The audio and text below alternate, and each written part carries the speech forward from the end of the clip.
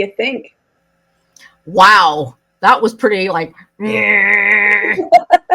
Well, it's serious stuff, you know. So, hello and welcome to Drinks and Dialogue. I am Carla, and this is. I am Grace. What you got to drink, Grace? I have my Baileys as usual. I have something unusual. Well, some people might find it unusual. Any guesses? Well, it looks like a red wine. There is red wine in it, but there is also Diet Coke in it. There's also who? Diet Coke. Oh, God. Oh, my God. Oh, my God. Oh, that's gross. It is amazing. It tastes so good. I had the exact same response. I heard about it. A local YouTuber here in Edmonton, Ian Runkle. He has a channel called Runkle of the Bailey, and he's a lawyer. And he had it one night and was saying, "Hey, don't knock it till you try it." So I thought, "Oh, I'm going to try it." It's good. You know something? One of Rob's cousins, like she and her husband used to live here locally, and then he's in the military, so he got posted back to Ottawa. But that's how she used to drink her red wine, was with Pepsi in it. Mm-hmm, it's very good. The thought of it just grossed me out. Although that said, I have tried like Clamato juice in beer because I'm not a big beer fan. I don't like the taste of hops. Yeah. Hops doesn't do anything for me, but putting in Clamato or tomato juice into beer actually surprisingly works. And I'm not a beer person. Yeah, I'm not a beer person at all. What I like about this is I'm the type of person, and I've always been like this, and it sounds kind of weird, but I drink fast. And it doesn't matter if it's water or milk or coffee or booze. And unfortunately, that makes me drink booze fast.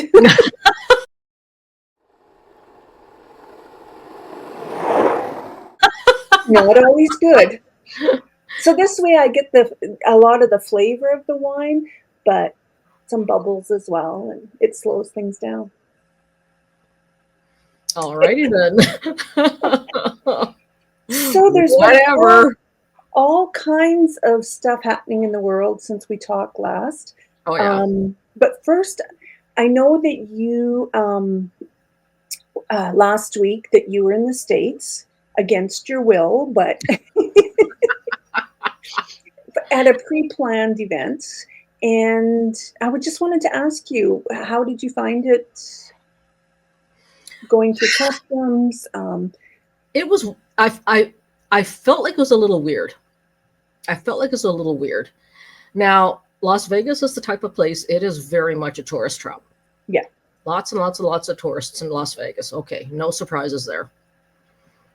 But the absolute cluelessness is probably the best word I can think of to describe most Americans as far as what is going on down there.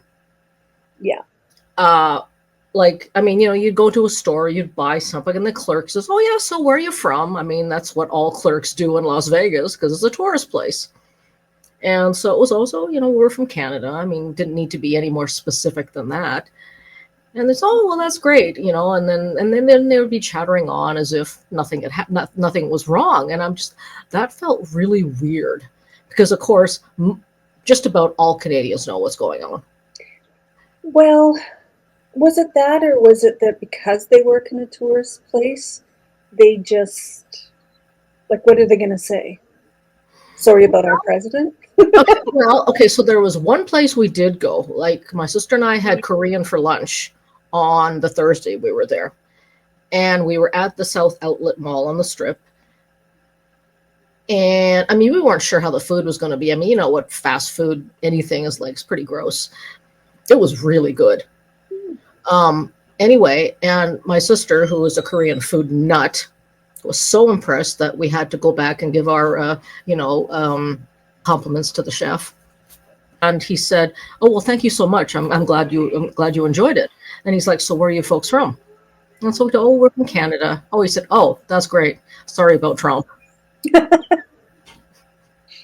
Yeah. But he was the only one that did. Yeah, interesting. Well, I'm glad you're safely back. Trust me, after reading what's been going on with those 2 Canadian women that got detained by ICE, I'm glad we're safely back too. Yeah. Well, and so Canadian politics. You know what Canadian politics reminds me of right now? And okay, not everyone that's going to watch this, will know that I'm a huge Star Trek fan. Massive. Cannot be beat. But there is a Vulcan saying. And that Vulcan saying is, may you live in interesting times. I don't think that is a Vulcan saying. I mean, a Vulcan may have said it. I believe you. I would never question anything that you say about Star Trek. I don't. And that may have come from somewhere else. I really don't know. But I would really rather not live in interesting times. I'm sure someone will correct where it came from. Yeah. Oh, it's actually the phrase, may you live in interesting times, is often presented as an ironic Chinese curse, implying that interesting times are actually times of trouble or turmoil rather than a blessing. Okay. Well, and that makes sense because, I mean, when they designed the Vulcans, they designed them with very much of an Oriental feel to them. So yeah. Yes, it's definitely been interesting times. I'm wondering if you could just give a really quick, brief synopsis of what's happening right now with Canadian federal politics and sort of what it all means. Because I think a lot of people, and unfortunately, even Canadians, aren't really sure what's happening. Okay, well, really quickly. The federal Liberal Party leadership race ended back on Sunday, March 9th. And Mark Carney was elected as the new Liberal Party leader by like 85% over the other 3 candidates. I mean, it was overwhelming. And so he was sworn in as Prime Minister on Friday the 14th, I believe. And the first thing And just to be clear, the reason why he was sworn in is because the Liberals held the most seats. In the House of Commons, yes. In the House of Commons. So therefore, we as Canadians elected our representatives. We don't elect our Prime Minister directly. Like we never mark on the box, this is who I want for Prime Minister. Mm-hmm, exactly. And I mean, unfortunately, the whole thing with first past the post is that because it's ingrained, like, I mean, we learn about first past the post in social studies at school, but apparently most people forgot their social studies because the amount of outrage about, well, I didn't elect him. Well, no one elected him because that's not how first past the post works. Yeah.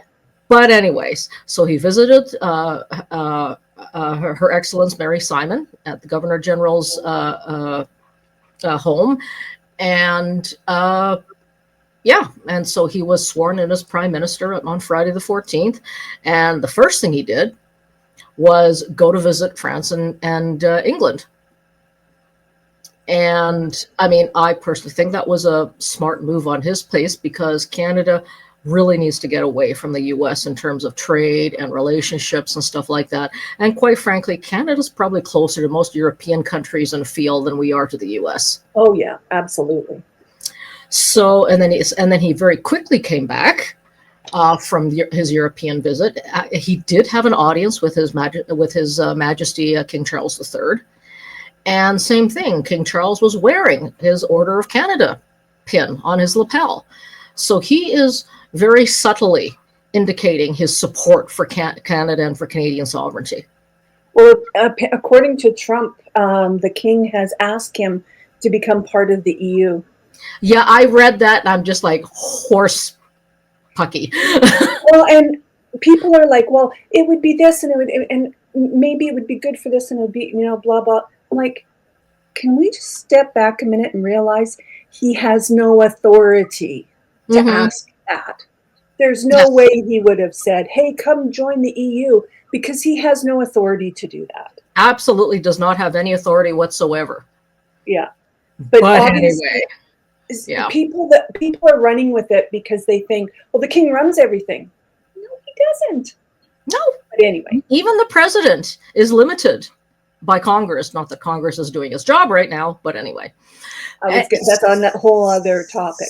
Oh, yeah, absolutely. So then Prime Minister Carney came back from Europe and immediately headed up to, I can't pronounce, Iqaluit? Anyways, up in the Northwest Territories. Iqaluit? I can't pronounce it. Anyways, he went up there. Yeah, way up there. And announced the purchase of a radar system from Australia. World-leading radar system for northern, to protect our north. And he beat the Americans to the punch. Iqaluit. Iqaluit? Iqaluit. Okay. He went there. It's a territory, not it's a northern territory. Yeah, it's part of the Northwest Territories. And there are 3 territories in Canada. We have the Northwest Territories, we have the Yukon Territory, and then we have Nunavut. So anyways, so he announced that, as I say, beating the U.S. to the punch on that one. And then, oh boy, what else did he do? Oh, and then he actually announced the cancellation of the consumer carbon tax, which completely pulled the wind out of the sails for Pierre Poilievre and the Conservative Party. And then he announced that they were not going through with the capital gains tax increase and said, nope, that's not going ahead, further pulling the wind out of the sail of the Conservative Party. Now, what was interesting is that while all this is going on, Trump announced on Fox News that liberals are easier to deal with. And he thinks that, I don't know, Pierre Poilievre, he's an idiot or something like that. So then Pierre Poilievre, of course, he said some not nice things about me. Some not nice things about who? Trump. That's what Trump said. Oh, I don't like that conservative guy because he's not MAGA. He's not MAGA. Yeah. Anyways, yeah. So of course Pierre Poilievre goes on and says, "See, told you, Trump likes him. He likes me. Canada strong, or Canada first is what his one is. Canada strong is the liberal slogan." But anyways, I mean, anybody with half a brain knows that Pierre Poilievre, we call him the Maple MAGA for a reason. Yeah. And the thing is that he can talk all he wants. There is so much proof out there. Yeah. So much proof. Like past videos, for crying out loud. His interview with Jordan Peterson. Yeah. Well, and they were caught so much with their pants down because they had Pierre Poilievre is the conservative candidate that's running. And before this whole tariff thing started, his slogan was Canada is broken. Canada is broken, axe the tax, or as I like to say, verb the noun. But the thing is, once the tariffs happened and this great feeling of patriotism rose up, nobody wanted to hear that Canada was broken. Mm-hmm. So he had to get rid of that. And now I saw, what's he got? Boots instead of suits. Yeah, right. Like as though he's a blue-collar worker. Which is horsepucky, as we already know. Yeah. I mean, and we know who he's trying to appeal to. Now, I mean, this has Jenny Byrne's fingerprints all over it. I don't know who that is. Jenny Byrne is his campaign manager. She's also the national campaign manager. And she also was a campaign manager for Stephen Harper back in 2015. She was the one that it came up with the idea of the fact that, like wearing a burqa was, for Muslim women was abusive and all that. What the heck was it called? Anyways, that was her idea. That was her idea. And the fact that they've kept her on is just mind-blowing. I mean, I know why they kept her on, because she was trained by the GOP in the States. Like, that's where she got her training. I mean, she happily wears a MAGA hat. Yeah. Yeah. And I think that, well, I hope, I mean, it's like in the States, there's always going to be that strong base that it doesn't matter what they do, they're going to vote because I'm not voting Liberal. I'm going to, now, for those who don't realize, we do have more than two parties, but really the only two that are in the running, so to speak, right now are the Conservatives and the Liberals. The NDP have fallen way back. Way off. I mean, at one point, the federal New Democratic Party used to hold about 18 to 23% popularity. They're down to 7% because their leader, Jagmeet Singh, has really screwed the pooch. Has really screwed the pooch. And the fact that the Liberals have caught up and passed the Conservative Party as far as, voting intention right now, well, that support's coming from somewhere. Now, obviously, they pulled a lot of support for the Conservatives, but they've also pulled a lot of support from the New Democrats. Yeah. Because of the fact that there are some of the more center-left leaning New Democrats are saying, I like what I'm hearing from Mark Carney, and I think he's better suited to deal with Trump, right, and to negotiate treaties and to join the EU and blah blah blah. Right. The last numbers I heard was that 53% of Canadians are on board with joining the EU. That's a lot. Yep. I'm not surprised. Yep. So there's that. Should we touch on stupid journalist questions? Oh, absolutely. Let's touch on stupid journalist questions. The one that was killing me was, I think it was from Western Standard. I don't know what the guy's name is. Which is Derek Vildebrandt's rag. Rag is right. So Mark Carney is our prime minister. Period. He has all the powers of prime minister. He is legally our prime minister. Mark Carney was in the province of Alberta, which is known as like Canada's Texas. And yeah, a whole lot of oil, cowboys, and rednecks. So this journalist has the nerve to stand up there and ask the prime minister if he's going to pay back taxpayers for the cost of flying to Europe because he was not elected by the people. Doesn't work like that. And Carney put him in his place. But he did it in such a diplomatic way that I thought, okay, he's learning about politics, because my initial reaction would have been like, where are you from? You're not Canadian. Yeah, exactly. But the thing is, though, is that, I mean, the thing that I think a lot of people are liking about Mark Carney, especially when it comes to how he deals with the press, is that, like, I mean, he doesn't have canned talking points. Like, he listens fully to a question, and then he thinks about it, and then he answers it. Yeah.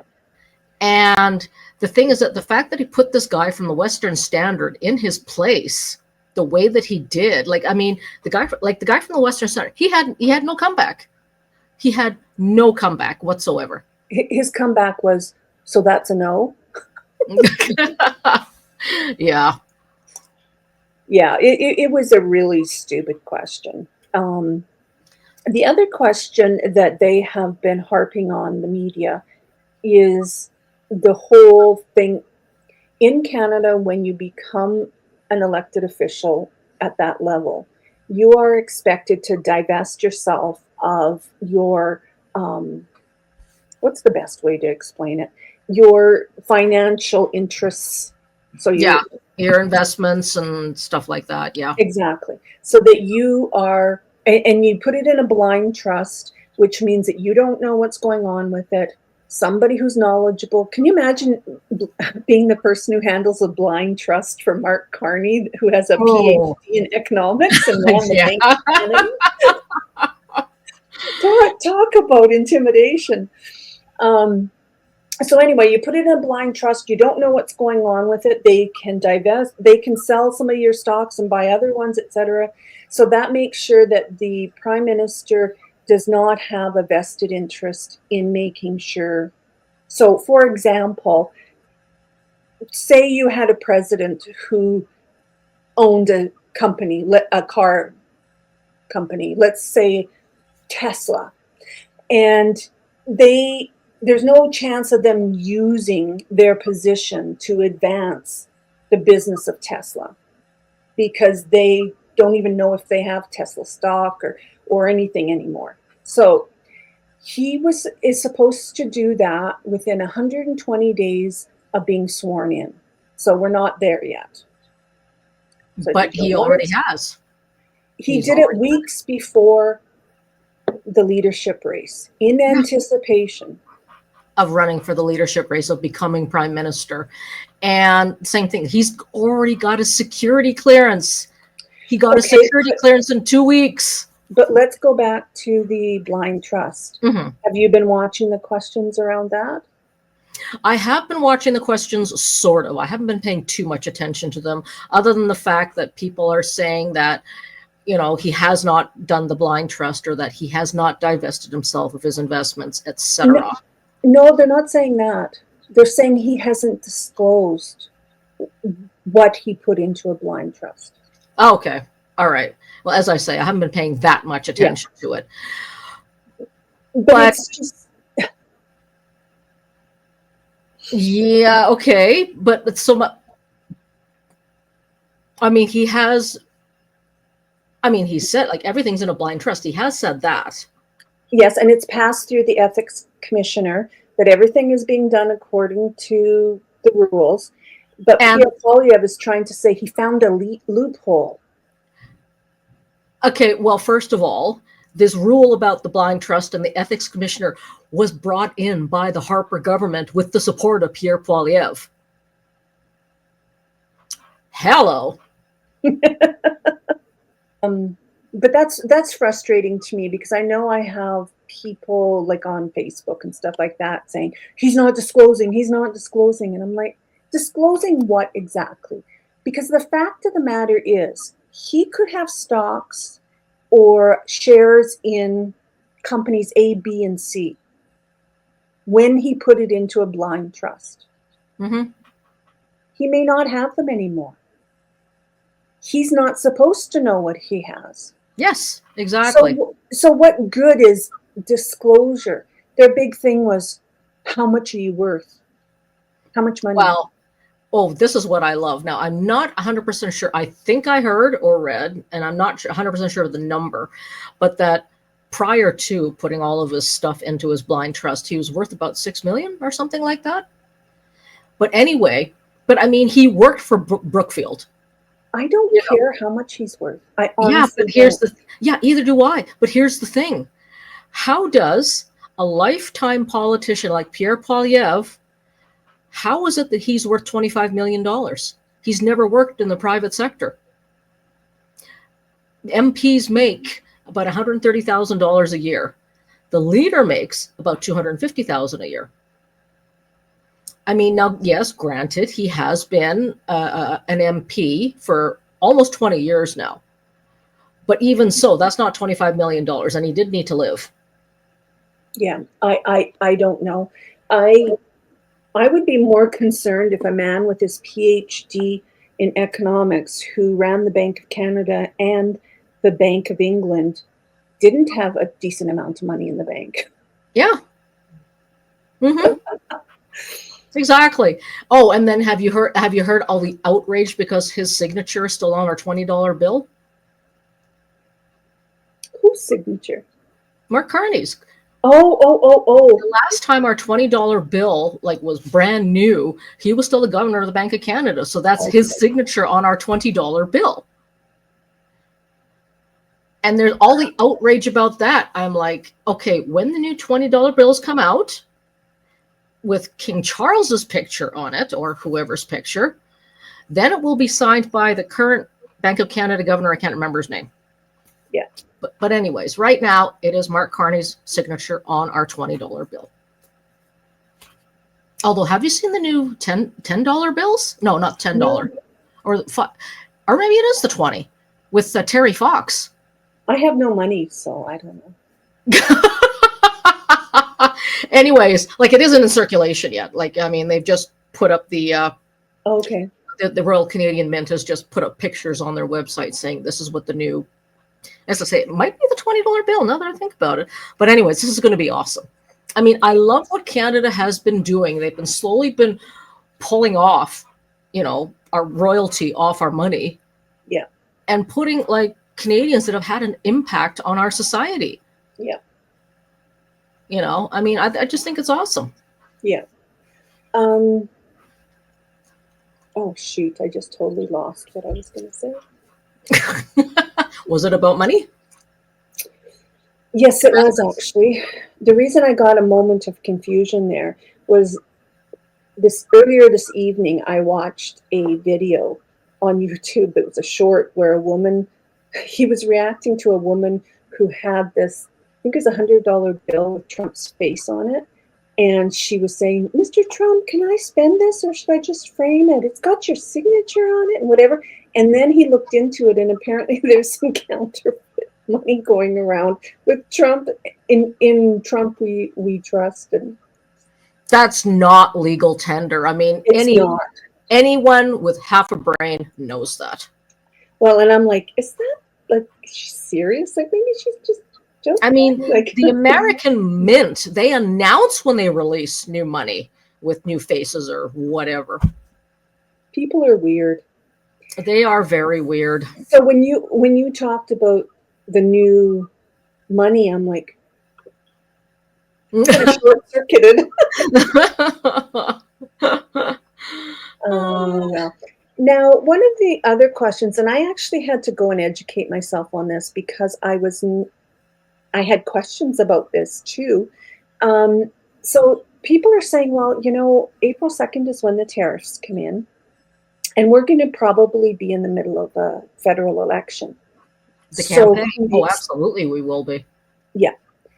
Because I guess we should say that the strong rumors, the not very well kept secret is that tomorrow a federal election will be called, and that it will be for April 28th, which is going to shock anybody from America because they're used to multi-months and all of that. 2-year election campaigns. It's ridiculous. Whereas 6 weeks in and out. Yeah. The longest election campaign ever was 74 days. And that was back in 2015. Yeah. So are you familiar with what happens if there is an issue during the federal election? An issue? Oh, you mean like with the tariffs and stuff? Well, if something, like, who's going to run the country? We get bombed. Who runs the country? Well, Mark Carney is still the prime minister. Like, that doesn't change. Yeah. That doesn't change. He is still in charge. Yeah. The MPs are still supposed to do their jobs, but they're also campaigning at the same time. Well, and the way it was explained to me, I don't remember. It was a podcast or a YouTube channel, whatever. This guy in the know, anyway, was saying that it's kind of a gray area. So, like, if Trump was our prime minister, he'd probably run all over this thing. But, in Canada, we're a bit more civilized than that. So there's no actual rules which say exactly how it works, but basically you're only supposed to make decisions that the next government can't change or can change. So you can't declare war. You can't declare war on another country. And so that when the next government comes in, you're in the midst of a war. So you're supposed to go about business as usual, but you're not making any big decisions. Yeah. But you think about it. I mean, the last time we had a prime minister who was a war prime minister would have been Mackenzie King. Yeah. So World War II. And now this is where it gets interesting. If something does come up that requires some conversation around, okay, what are we going to do? There is an expectation that the Prime Minister will include the opposing party. Mm-hmm. The and leader. I have zero problem with that. Oh, well, in order to do that, say, let's go back to the war scenario. So there's meetings of high-level security. Ah, yes, good point. And someone doesn't have a security clearance. So how would he wouldn't consult with the leader of the official opposition? He would not be able to sit, Pierre Poilievre would not be able to sit in on any meetings because he has not yet gotten his security clearance. Mm-hmm. Yeah, well, I mean, as I say, I have zero problem with the fact that, you have to consult with the official leader of the opposition. I have zero problem with that. But that means that it's on the leader of the official opposition if he doesn't have a security clearance.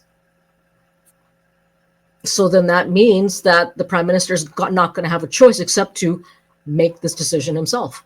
Exactly.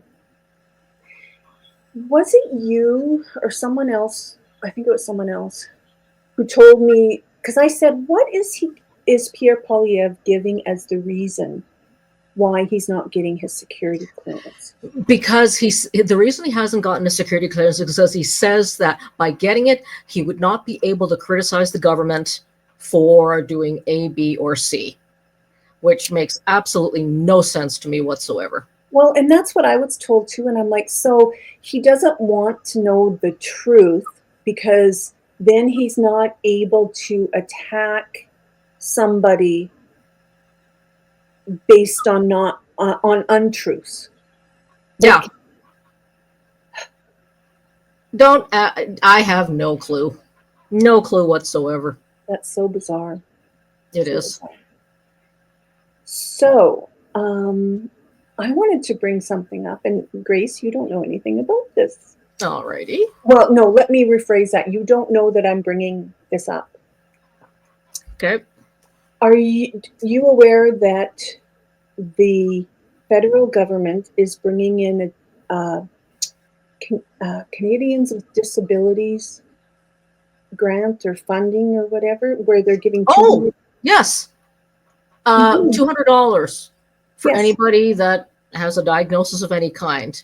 Mm-hmm. But I'm sure you already know what's happened here in Alberta. The Alberta government is going to claw back that $200 from people's monthly AISH payments, so they get no benefit from it whatsoever.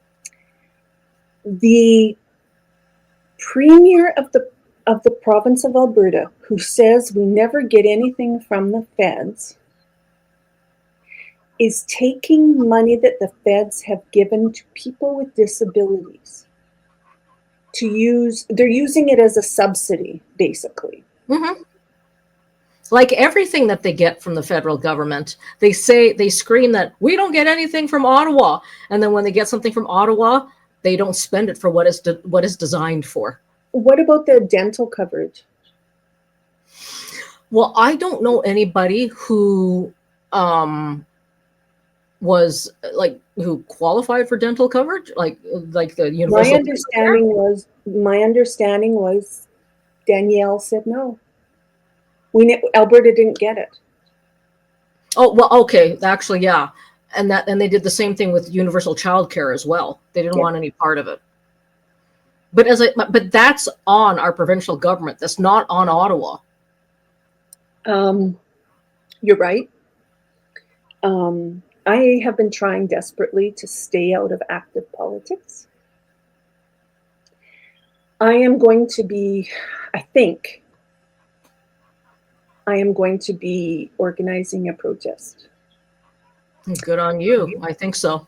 And for anybody who doesn't realize, both Grace and I have adult children with a disability who this will directly affect. But what I want to do is I want to organize a protest that is not just disability focused, but it is every group that has an issue with things that the government is doing. That's a lot. There's a lot of things our provincial government is doing that sucks. Because trying to get people to come out one by one is a huge job. But what I want to do is I want to approach organizations that represent certain groups and see how that works. So I have a friend of mine is working on a campaign for a provincial MLA, and they're going to find out what the best day and time is, because they go back into session, I'd have to check, but April 7th, I think, 7th to the 17th, and then the 28th, 29th, 30th or something. Yeah, the 7th makes the most sense because it's a Monday. Yeah. But we need to find out when it would have the most impact. So. Yeah. You know, it kind of reminds me, like, do you remember when, oh God, what's her name? That young lady, that's Swedish. That's a big environmentalist. Greta Thunberg. Greta Thunberg. Like, she was here in Edmonton. Oh, this was years ago. I'm thinking this probably would have been 2019. It was definitely pre-pandemic. But and there was a huge protest outside the Ledge, and like we knew Jason Kenney was in there. We knew all the MLAs were in there, and some of the UCP MLAs put signs on their windows heckling the protesters. Nice. And I expected nothing less. Yeah, classy. Mm-hmm. And what were you protesting? Well, the same thing that Greta protests, the fact that the environment cannot wait. The environment cannot wait. We need a carbon tax. I couldn't remember what was going on at that point. I know that she had messages that would totally rankle conservative rednecks, but I wasn't sure. Yeah. Oh, she's got a sharp tongue on her. That one does. Like the way she snaps back at conservatives that bug her on Twitter. I will never call it X. It's quite amusing. Actually, and this is huge news. I'm sure that Elon Musk has heard about this too, but I have canceled all my accounts on Twitter. You know, a lot of people said to me, well, you know, I don't really use it. It's not whatever. But your account being open counts towards his numbers. Yeah. No, I canceled my Twitter account last year. And the thing is that I had not used Twitter in any degree of regularity since 2012. Yeah. But it was still sitting there. Yeah. So I just finally said, screw it. So I canceled it. Well, I had some business ones. There was about 3 or 4 in total, I think. Business ones, personal ones, etc. And I haven't, like you, I haven't been using it. And I just thought, like, this is, no. I don't want my number to be on his tally sheet. I mean, there are some people I know that are still on Twitter, but they do it because they want to get the screenshots of the bad behavior. They do it because they want to, they just, I don't know. I mean, personally, I think you have to be a masochist to be on Twitter right now. Well, and, you know, screenshots of bad behavior doesn't do anything. I mean, look, there's a felon in office in the States. If people get their mindset, it doesn't matter the bad behavior anymore. You know, it used to be that if somebody was caught having an extramarital affair, it was like, oh, that was the end of their political career. Yeah. Your political career is over and done with. Now it's like, whatever. Felons? Yeah, sure. Why not? Actually, I saw a screen cap of it was either a tweet or I can't remember what they called them on Blue Sky.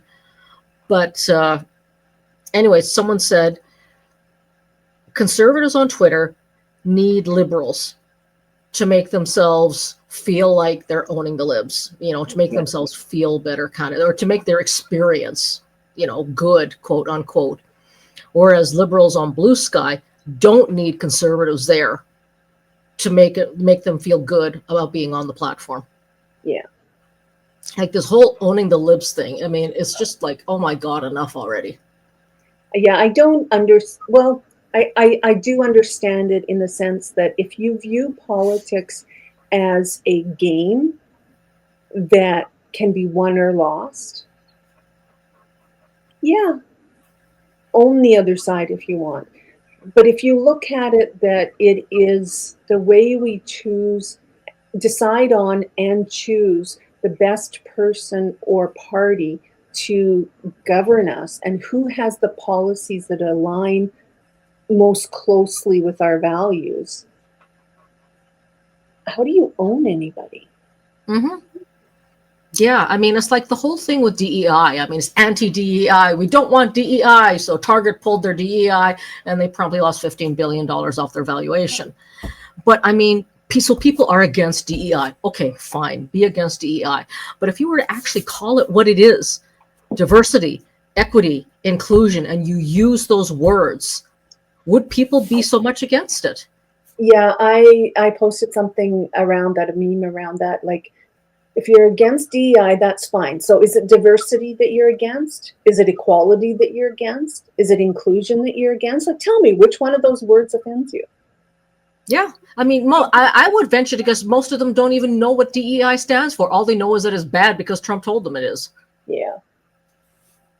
But anyways, speaking of which, have you seen the latest YouTube video with Mark Carney and Mike Myers? No, but why don't you pop it up? Okay, here. Okay, sorry. Okay, ready? Yep.